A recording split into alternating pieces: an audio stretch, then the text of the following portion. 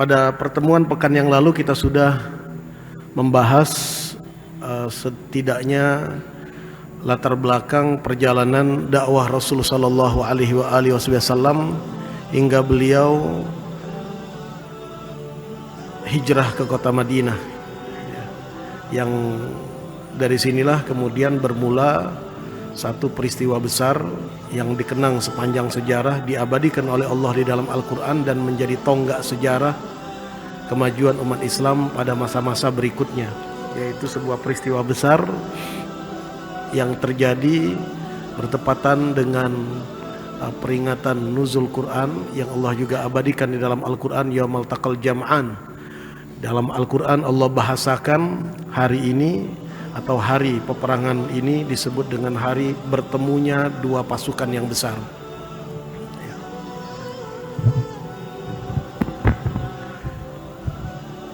Peperangan Badar ini sendiri dia tidak berdiri sendiri. Sebelumnya sudah ada beberapa ekspedisi yang diutus oleh Rasulullah SAW untuk menyebarkan dan mensosialisasikan Islam. Namun tidak jarang harus berhadapan dengan kelompok-kelompok yang tidak menerima, sehingga tidak jarang terjadilah pertumpahan darah. Dan ini merupakan resiko dari sebuah perjuangan. Dan terkait dengan peperangan Badar ini, seperti yang sudah kita jelaskan pada pertemuan yang lalu, ini bukan dalam rangka merampas atau mengambil secara semena-mena hak atau hartanya orang-orang Quraisy. Namun ini lebih dalam upaya untuk membela diri dan juga menuntut hak terhadap kezaliman-kezaliman yang mereka lakukan selama mereka berada di kota Mekah. Yang kita ketahui pada pertemuan yang lalu, bagaimana Rasulullah dan para sahabat ketika mereka akan hijrah ke kota Madinah, itu semua aset yang mereka miliki dirampas oleh orang-orang kafir Quraisy. Dan pada awalnya peperangan Badar ini tidak direncanakan sebuah peperangan, lebih kepada satu ekspedisi di mana Rasulullah dan para sahabat ketika mendengar berita bahwa ada kafilah dagang Quraisy yang dipimpin oleh Abu Sufyan. Abu Sufyan pada waktu itu belum masuk Islam, nanti belakangan beberapa tahun kemudian beliau baru masuk Islam. Pulang dari Syam, pulang dari negeri Syam yang merupakan tempat mereka melakukan jual beli perdagangan. Dan pada saat mereka pulang ini mereka membawa barang-barang dagangan yang jumlahnya cukup besar. Maka mendengar informasi ini, Rasulullah SAW kemudian mengajak para sahabat secara sukarela. Beliau tidak memberikan instruksi, beliau tidak berikan komando, karena memang bukan perang rencananya, hanya untuk menghadang dan mengambil barang-barang orang-orang Quraisy tersebut. Sehingga di awal itu tidak banyak yang ikut bersama beliau. Terhitung jumlahnya karena memang tidak niat berperang, hanya jumlah 313 saja. Ada riwayat mengatakan 314, ada riwayat mengatakan 315. 80 sekian dari kalangan muhajirin, selebihnya dari kalangan Ansor, dari kelompok Aus dan kelompok Khazraj. Namun singkat cerita, ketika mendengar berita ini bahwa Rasulullah dan para sahabat akan menghadang kafilah dagang orang-orang Quraisy, terdengar berita ini di Abu Sufyan. Maka Abu Sufyan langsung mengambil langkah cepat. Apa yang dia lakukan? Dia upah seseorang yang bernama Dhamdham untuk segera berangkat pergi ke Mekah, dan memberitakan kepada penduduk Mekah bahwa mereka akan dihadang oleh orang-orang Madinah dan minta bala bantuan tentara, karena jumlah mereka pada saat itu juga tidak banyak. Jadi mereka minta diberikan bala tentara yang nantinya akan memberi perlawanan atau membela kafilah Quraisy ini. Karena barang-barang dagangan ini bukan punya Abu Sufyan saja, cuman barang dagangan punya pemuka-pemuka Quraisy, orang-orang kaya Quraisy pada masa itu. Dan ini didramatisir oleh Abu Sufyan. Bagaimana didramatisirnya? Itu onta yang digunakan atau kuda yang digunakan oleh Dhamdham untuk melapor ke orang-orang Quraisy ini, itu disuruh dipotong hidungnya sehingga berdarah-darah. Bajunya juga disobek depan dan belakang supaya kelihatan bahwa situasinya sangat genting. Ya. Dan ketika Dhamdham ini masuk ke kota Mekah, dia langsung berteriak, ya, membuat panik orang-orang yang ada di kota Mekah bahwa kafilah dagang yang dipimpin oleh Abu Sufyan akan dihadang oleh orang-orang Madinah di bawah pimpinan Rasul sallallahu alaihi wasallam. Maka pada waktu itu juga, seketika itu juga, Abu Jahal yang merupakan asyraf Quraisy, pemimpin orang-orang Quraisy pada waktu itu, segera memobilisasi penduduk kota Mekah, sehingga terhimpunlah pada waktu itu tidak kurang 1.300 orang dalam waktu yang singkat, ya, dari segala macam suku, 1.300 orang, dan mereka langsung segera bergerak dengan membawa persiapan-persiapan yang luar biasa sekali. Diriwayatkan tidak kurang dari 100 ekor kuda bersama mereka, 700 ekor onta, ya, dan juga 600 senjata yang mereka miliki. Artinya dengan persenjataan yang cukup luar biasa sekali, ya.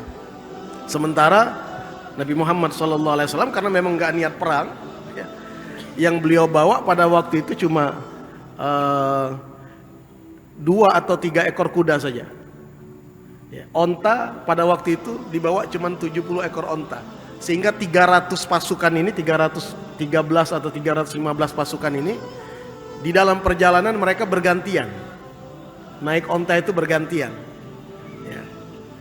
Rasul sallallahu alaihi wasallam bergantian dengan siapa? Beliau bergantian dengan Sayyidina Ali dan Sayyidina Zaid bin Harithah. Dalam riwayat lain ada satu sahabat yang lain. Ada kalanya Rasulullah naik onta itu, kemudian separuh perjalanan beliau turun. Beliau suruh gantian, Sayyidina Zaid yang naik atau Sayyidina Ali. Sayyidina Ali dan Sayyidina Zaid kemudian mengatakan, "Ya Rasulullah, biar engkau saja yang naik, biar kami berjalan kaki." Kata Rasulullah, "Jangan, ya, jangan," kata Rasulullah. "Kita sama-sama untuk mendapatkan ganjaran pahala dari Allah. Ya. Jangan biarkan saya tidak mendapat ganjaran pahala dari Allah." Kira-kira begitu apa yang disampaikan oleh Rasulullah, sehingga semuanya merasakan bergantian menaiki kendaraan tersebut. Ya. Orang-orang Quraisy dengan kekuatan penuh, ya, logistik yang mereka bawa itu baik persenjataan, makanan sangat-sangat cukup sekali, ya, sehingga diberitakan dari informasi yang didapat, setiap hari, satu hari mereka menyembelih 9 ekor onta untuk memberi makan pasukan, besoknya lagi 10 ekor. Nah, sementara orang-orang muslimin, umat Islam pada waktu itu, karena makanannya terbatas, ada salah satu sahabat yang memberikan kesaksian, jangankan onta yang kami makan, ya, kurma saja sangat terbatas, sehingga diriwayatkan kurma itu dibagi, ya, didistribusikan. Siapa yang bawa kurma didistribusikan, dan kurma itu tidak dimakan langsung seperti kita kalau buka puasa langsung makan kurma itu langsung kita telan, tidak, hanya dihisap manisnya saja, ya, karena perjalanan masih panjang. Memberikan gambaran sangat memprihatinkan sekali kondisi kondisi pasukan yang dipimpin oleh Rasul sallallahu alaihi wasallam. Abu Sufyan sambil dia menunggu bala bantuan datang dari kota Mekah, dia cari cara bagaimana supaya tidak dihadang oleh Nabi Muhammad sallallahu alaihi wasallam dan pasukannya. Maka dia cari jalan lain, lewat arah pantai, tidak lewat jalan seperti biasa, lewat pinggiran pantai, sampai akhirnya dia selamat, ya. Tidak bertemu dengan pasukan atau umat Islam pada saat itu. Sampai dia di kota Mekah, orang-orang Mekah sudah berangkat semua, 1.300 orang sudah berangkat, ya. Akhirnya dia tulis surat lagi, dia kirim kepada pasukan yang sudah berangkat itu, yang sudah berada di tengah jalan. Dia bilang, kami sudah sampai di Mekah. Tujuan kita untuk menyelamatkan barang-barang dagangan kita sudah tercapai. Jadi sebaiknya kalian pulang saja. Tidak usah lagi lanjutkan perang. Tidak ada gunanya menghadapi Muhammad dan orang-orang Madinah, itu tidak ada gunanya. Ayo pulang saja sudah. Ya. Nah, ketika surat itu diterima, dibaca oleh Abu Jahal yang sudah kadung menyimpan dendam kesumat yang luar biasa kepada Rasulullah SAW, dia mengatakan, sekalipun kita tidak akan pulang, kita akan tetap berangkat menuju ke Badar. Kita akan tinggal di sana 3 hari, kita akan sembelih onta-onta kita akan berpesta di sana supaya orang Arab tahu bahwa orang Mekah punya kekuatan penuh. Jangan sekali-kali mereka berani melawan orang Mekah. Nah, jadi orang-orang Abu Jahal ini ingin unjuk kekuatan. Ya. Jumlah mereka 1.300 orang. Nah, sementara ada satu lagi, beberapa kelompok kelihatannya ketika sudah mendapat surat dari Abu Sufyan ini berubah pikiran. Ya, untuk apa lagi kita sekarang, tujuan kita udah tercapai, barang-barang kita udah aman, kenapa kita mau lanjutkan perang? Buang-buang energi tenaga saja, pulang saja kita. Akhirnya dari 1.300 orang itu, dari satu suku namanya suku Bani Zuhra, itu 300 orang pulang. Jadi yang tersisa 1.000 orang. Ya.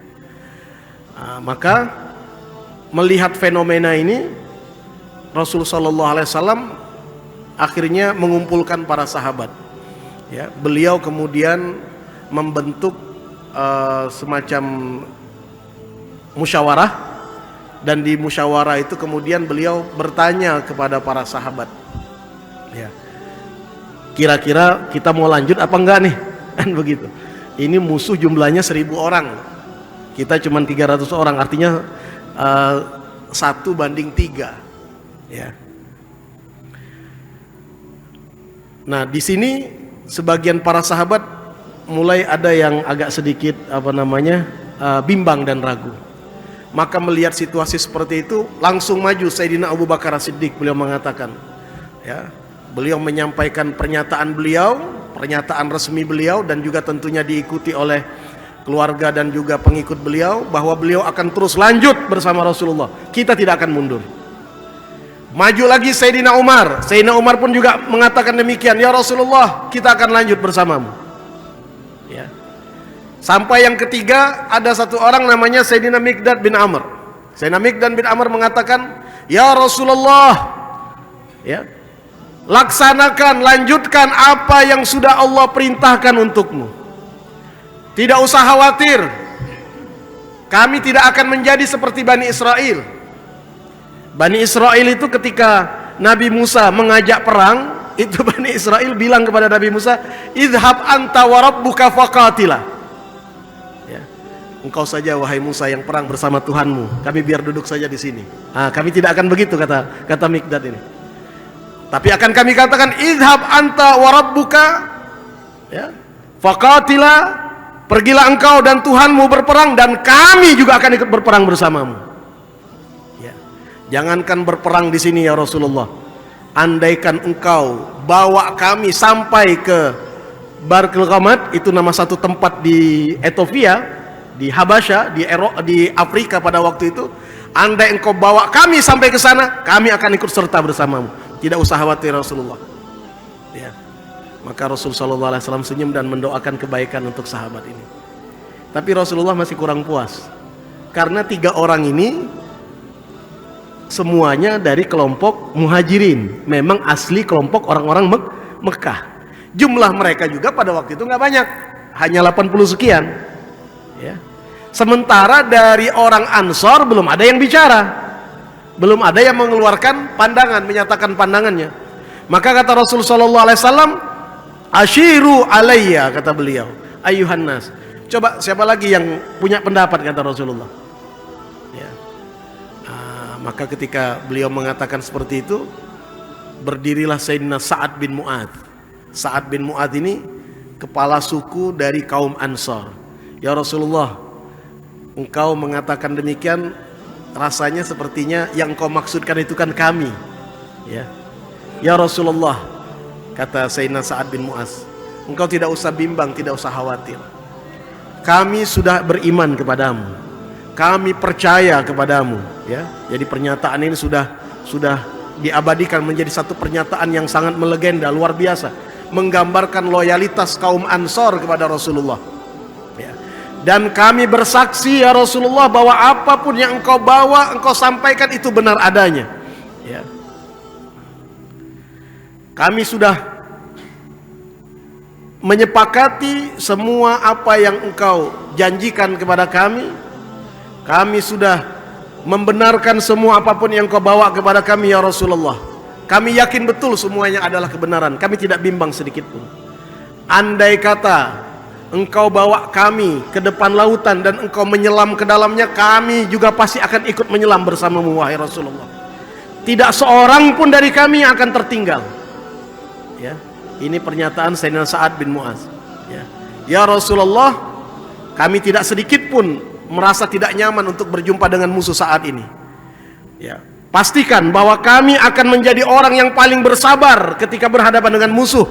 Ya, dan betul-betul akan bersungguh-sungguh ketika menghadapi mereka. Mudah-mudahan ya Rasulullah, engkau perlihatkan Allah, mudah-mudahan nanti ya Rasulullah, Allah perlihatkan kepadamu yang akan membuat engkau nyaman dan tenang tentang kami. Maka karena itu ya Rasulullah, fasir bina ala barakatillah, bawa kami ya Rasulullah, jangan kau bimbang, jangan kau ragu, mudah-mudahan Allah memberkahi kita. Maka ketika mendengar jawaban kaum Ansor ini, berbinar-binar wajah Rasulullah sallallahu alaihi wasallam, senang hati beliau, karena inilah yang beliau tunggu.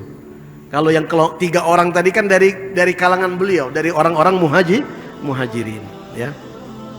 Senang hati Rasul sallallahu alaihi wasallam. Maka kemudian beliau mengatakan, sekarang kita berangkat, ya, dan Allah sudah janjikan kita, ya, Allah janjikan kita salah satu dari dua hal, ya. Bisa jadi kita dapatkan barang-barang dagangan mereka, harta-harta mereka, atau kita bisa memerangi mereka dan mengalahkan mereka. Itu janji yang yang telah dijanjikan Allah kepadaku. Dan aku saat ini, kata beliau, faka'anni, aku melihat betul bahwa mereka ini nanti disebutkan oleh Rasulullah satu persatu akan tersungkur di sini. Disebutkan oleh Rasulullah, si fulan tempat tersungkurnya di sini nanti. Si fulan bakal jatuh di sini, kata beliau. Ya. Jadi disingkapkan oleh Allah Subhanahu wa taala. Dan tidak satu pun dari mereka yang akan melewati tempat yang sudah aku sebutkan. Itu di satu hari sebelum peperangan, ya.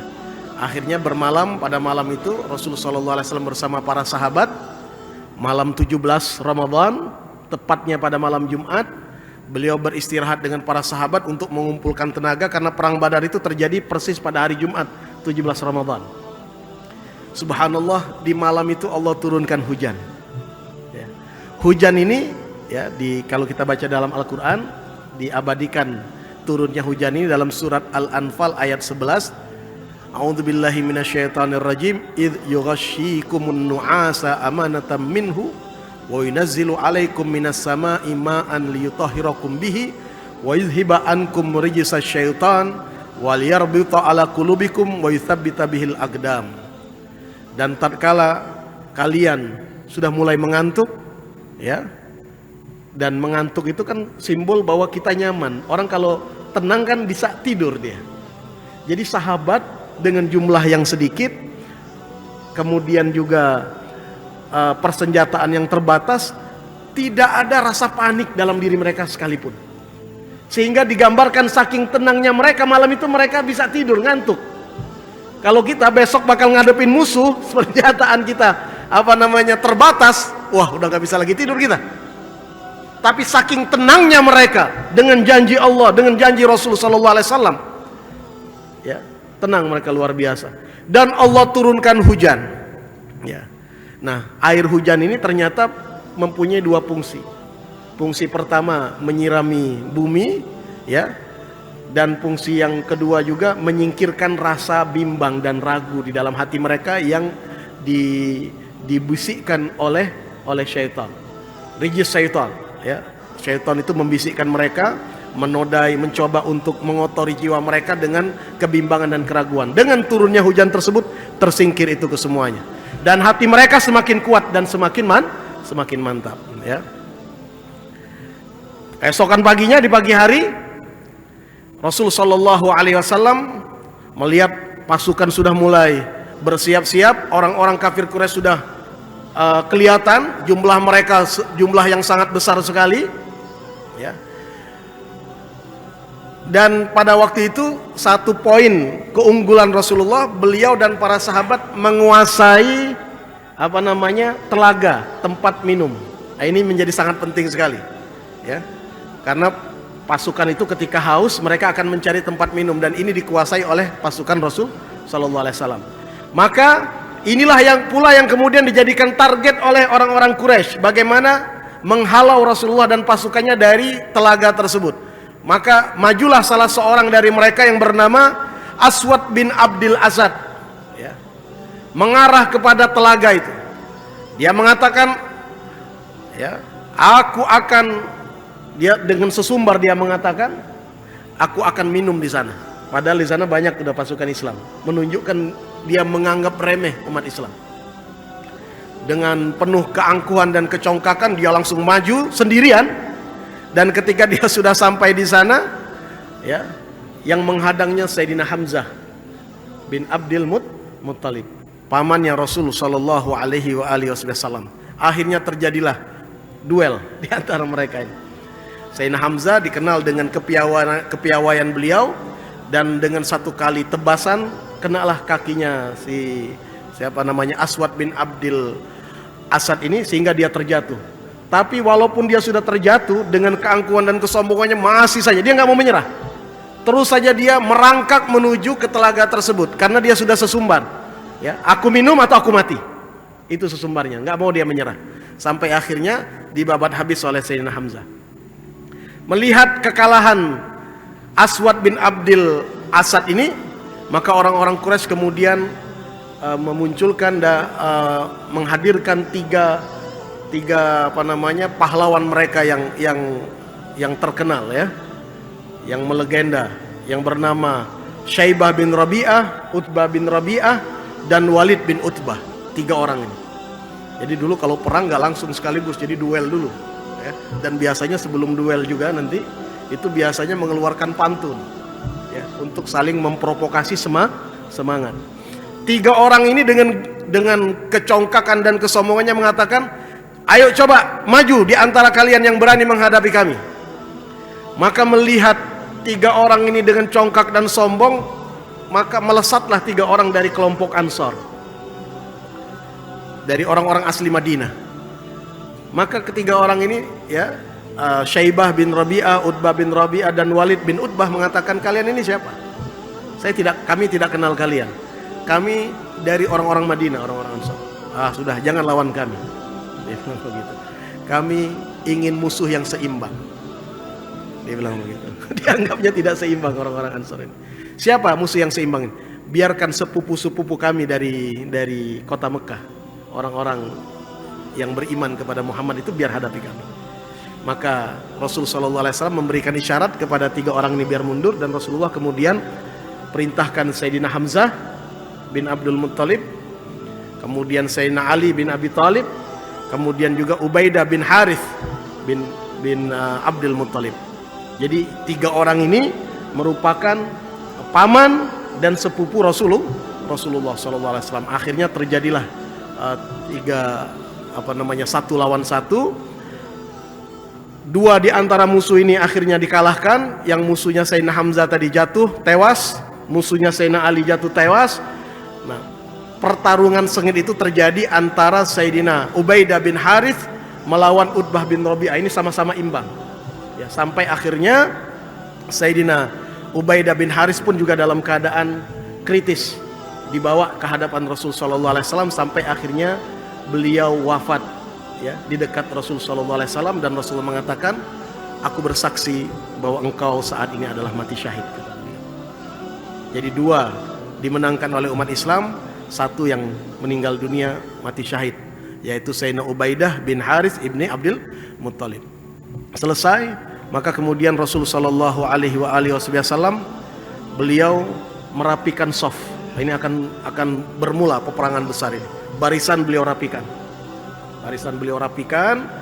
Singkat cerita, akhirnya beliau kembali ke Arish. Arish itu semacam tenda, ya, semacam kemah-kemahan yang dibangun dari pelepah-pelepah kurma atapnya itu, ya. Nah, di situ kemudian beliau berdoa munajat kepada Allah.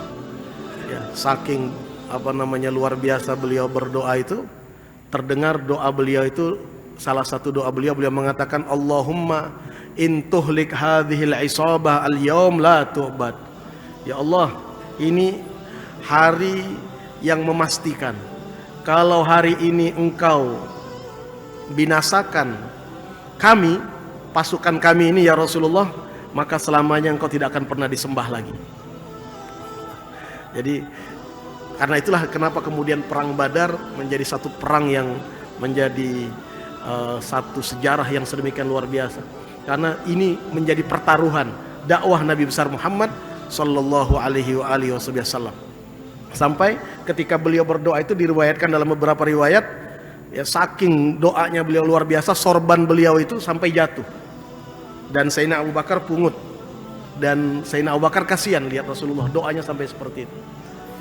Selesai beliau berdoa, beliau terlelap, ngantuk, beliau terlelap, kemudian beliau terjaga kembali. Terlihat di wajah beliau sumringah, berbinar-binar. Beliau mengatakan, wahai Abu Bakar, kata beliau, absyir, bergembiralah.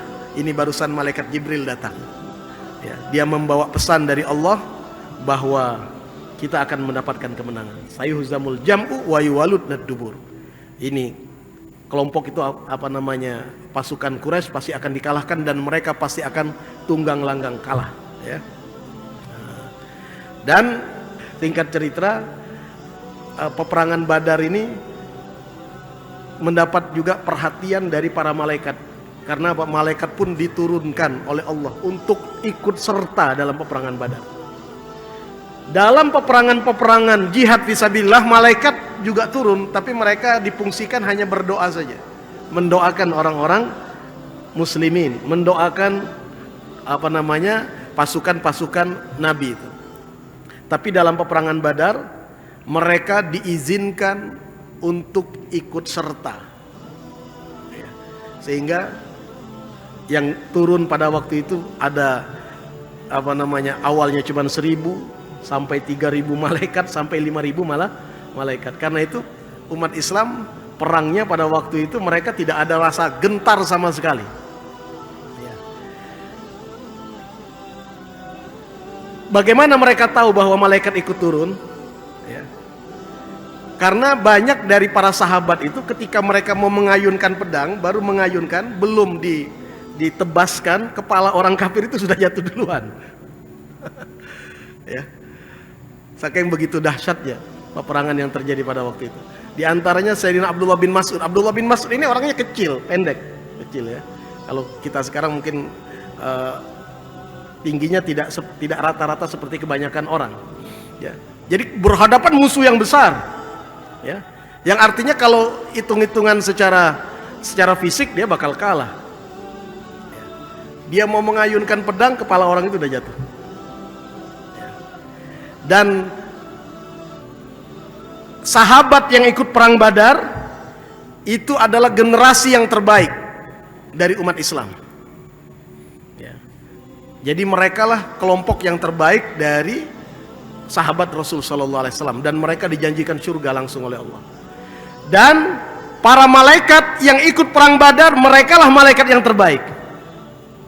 Karena di situ mereka bersama Rasulullah sallallahu alaihi wasallam. Singkat cerita, karena memang totalitas dan para sahabat hatinya betul-betul bertumpu hanya kepada Allah, dan memang betul-betul loyal kepada Nabi Muhammad, tidak ada kebimbangan, tidak ada keraguan, ya. Masalah persenjataan, masalah strategi, kekuatan fisik di dalam peperangan Badar itu bukan menjadi barometer kemenangan. Yang menjadi barometer kemenangan adalah keimanan mereka, keyakinan mereka yang begitu kuat kepada Allah dan Rasulnya, dan mereka semua patuh pada saat itu kepada Allah dan kepada Nabi Muhammad SAW. Dan ini yang menjadi kunci kemenangan mereka. Tidak gentar sedikit pun, ya, tidak gentar sedikit pun. Dan Rasul SAW ketika mendengar orang-orang Quraisy ini yang keluar, yang ikut perang pada waktu itu, subhanallah, itu yang ikut perang bukan kroco-kroconya ini, ya, dedengkot-dedengkotnya, ya. Kalau kita Palembang, kepala pecongnya yang banyak melok ini, ya. Abu Jahal, Umayyah bin Khalaf, ya. Tadi ada siapa namanya, Utbah bin Rabi'ah, ya. Ini orang-orang yang di masa Nabi di kota Mekah, mereka lah musuh-musuh utama Rasul Sallallahu Alaihi Wasallam. Dan mereka akhirnya seperti yang digambarkan oleh Nabi Sallallahu Alaihi Wasallam, semuanya berguguran dan jatuh tersungkur di titik-titik yang ditunjuk oleh Rasul Sallallahu Alaihi Wasallam. Salah satu pembuktiannya adalah ketika perang sudah usai, Rasulullah kemudian perintahkan para sahabat, coba cari Abu Jahal. Lihat, mati nggak dia? Benar-benar mati nggak dia? Maka bergegas sahabat kemudian mencari. Yang dapat siapa? Yang menemui Abu Jahal ini, yang menemui Abu Jahal ternyata sahabat yang kecil tadi, yang badannya pendek tadi, Sayyidina Abdullah bin Mas'ud. Lihat Abu Jahal masih terengah-engah, masih bernapas rupanya. Maka langsung Abdullah bin Mas'ud, ya, karena badannya kecil, takut Abu Jahal ini nanti bergerak melawan, ya dia pasti kalah. Maka langsung dia duduki di atas dadanya, ya. Dia angkat langsung pedangnya. Dia kemudian, ya, karena kalau sudah jarak terlalu dekat kan ayunan pedang nggak terlalu kuat, ya. Dia ayunkan pedangnya ke leher, dia pukulkan pedangnya ke leher Abu Jahal, tapi layan, Pak, kata Abdullah bin Mas'ud memberi kesaksian pada waktu itu, tidak berguna sama sekali, tidak bahaya sama sekali, sehingga Abu Jahal masih sempat ngeludahi dia. Kemudian Abu Jahal bilang, nggak ada gunanya pedangmu itu, ya. Lebih baik kau ambil pedangku, karena pedangnya Abu Jahal ini kuat, kemudian juga tajam. Kau potong leherku, ambil bagian yang besar, aslul unuk, ambil dari supaya kelihatan, nanti kau potong, ya, kau bawa kepada Muhammad, supaya Muhammad lihat bahwa aku sampai mati masih memusuhi dia, sepanjang hidupku sampai aku mati, sampaikan kepada dia. Oh, jadi begitu congkak dan angkuhnya Abu Jahal. Maka akhirnya hal tersebut dilakukan oleh Abdullah bin Mas'ud, dan akhirnya terpotonglah lehernya Abu Jahal, dibawa kepada Rasulullah SAW, ditunjukkan kepada Rasulullah. Mendengar cerita Abdullah bin Mas'ud tentang ucapan terakhirnya Abu Jahal, Rasulullah kemudian mengatakan, aku adalah paling mulianya nabi dari kalangan para nabi. Dari seluruh para nabi, aku akramul nabiyyin. Dan kalian adalah paling mulianya umat dari kalangan para nabi di sisi Allah. Nah, maka konsekuensinya Fir'aun yang ada di umatku pasti lebih durjana, lebih durhaka dari Fir'aun umat-umat terdahulu. Ya, pasti lebih dahsyat. Nah, ini buktinya kata beliau. Ini Abu Jahal, ya, sampai mati pun dia masih sesumbar memusuhiku. Ya. Mana lebih dahsyat dia dengan Fir'aunnya Nabi Musa? Fir'aunnya Nabi Musa itu ketika sudah tenggelam, hampir sekarat, dia kemudian mengatakan amantu. Fir'aunnya siapa ini? Fir'aunnya Nabi Musa. Aku beriman kepada Tuhannya Bani Israel. Jadi Fir'aun waktu mau mati dia sadar, ya, tapi keimanannya nggak lagi berguna karena sudah dalam keadaan kritis. Tapi coba lihat, kalian lihat nih Abu Jahal, sudah mau mati pun dia masih sesumbar. Dia katakan bahwa dia tetap tidak beriman, masih musuh kepadaku sampai detik-detik kematiannya. Nah, jadi luar biasa sekali permusuhannya Abu Jahal.